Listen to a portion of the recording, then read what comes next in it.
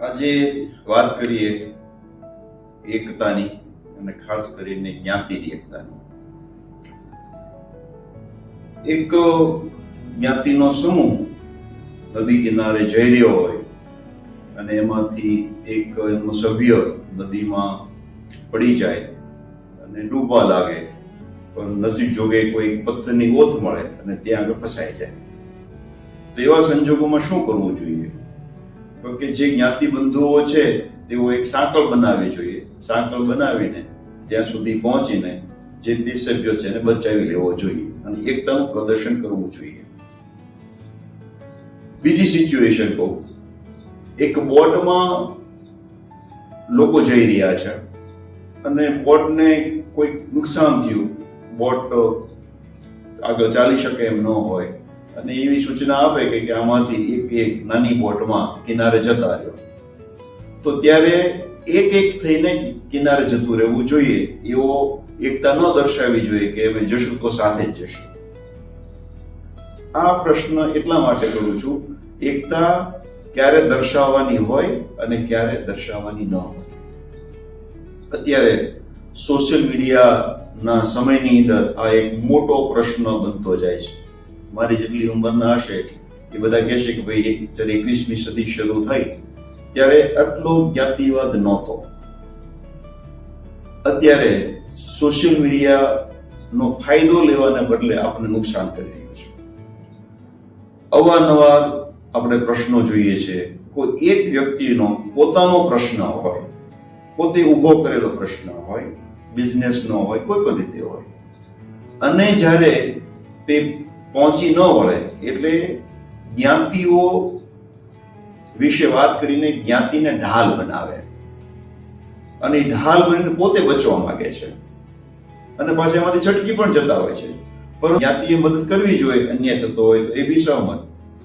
પરંતુ પોતાનો વ્યક્તિગત પ્રશ્ન હોય અને જ્ઞાતિ સાથે કોઈ કનેક્ટેડ પણ ન હોય તેમ છતાં મદદ લઈ લેતા હોય છે. તો આવી પ્રકારે જ્યારે સપોર્ટ કરીએ છીએ તો લાંબા ગાળે નુકસાન બહુ થતું હોય છે. મારો એક આવું જે કરતો હોય એને એક પ્રશ્ન છે કે આપણા ઘરના સભ્ય કોઈ ધારો કે બીમાર પડી જાય તો એ બીમારીના ઈલાજ માટે આપણે જ્યારે ડોક્ટરનું પૂછીએ તો આપણે શું પૂછીએ કે ધારો કિડનીનો પ્રશ્ન છે તો આપણે કિડની માટેના સારા ડોક્ટર કોણ છે? કોઈ એવું કહે છે ભાઈ આપણી જ્ઞાતિનો ડોક્ટર મારે જોઈશે તો જ હું સારવાર કરાવીશ. ત્યારે આપણે એવું નથી કરતા, કારણ કે આપણી જિંદગીનો પ્રશ્ન થતો હોય. ધારો કે બ્લડની જરૂર પડી, તો બ્લડની જ્યારે જરૂર પડી ત્યારે આપણે એ ગ્રુપ કે બી ગ્રુપ કે એબી ગ્રુપ એની વાત કરતા હોઈએ છીએ. આપણે એવું કહીએ છીએ ક્યારે કે ભાઈ બ્લડ તો જ હું સ્વીકારીશ કે મારા સંબંધીને તો જ આપવા દઈશ જો તે બ્લડ છે તે મારી જ્ઞાતિનું જ હોય. એવું પણ નથી કરતા. કોઈ અંગની જરૂર પડી, કોઈ ડોનર મળી ગયા તો ત્યારે આપણે જોઈએ છીએ ડોનર કઈ જ્ઞાતિનો છે. જો ત્યારે આપણે નથી જોતા તો જ્યારે સામાજિક રીતે આપણે પ્રશ્ન ઉભો થતો હોય તો કહેવાનો મતલબ એમ છે કે જે પોતાના સ્વાર્થ માટે જ્ઞાતિની એકતાની વાત કરતા હોય એનાથી આપણે ચેતવું જોઈએ. કારણ કે સમાજ જે બન્યો છે તો એવી રીતે બનેલો છે, દરેકની એકબીજાની મદદથી સમાજ બને. માત્ર એક જ્ઞાતિથી સમાજ બની શકે નહીં. તો સમૂહ જીવન જ્યારે આપણે જીવતા હોઈએ, એકબીજા ઉપર આપણે નિર્ભર છીએ, દરેકની આપણે સેવા પણ લઈએ છીએ અને સેવા આપીએ પણ છીએ. તો એ વ્યક્તિગત પ્રશ્નને કારણે જે એકબીજાના સંબંધો જે બગડે છે એ લાંબા ગાળે કેટલું બધું નુકસાન કરે. આ બાબતે દરેકે વિચારવા જેવું છે.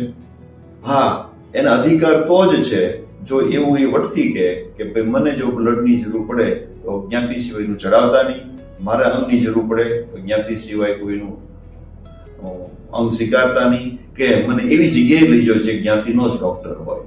જો આવું વટથી કહી શકે તો તેઓને જ્ઞાતિ વાત કરી શકાય.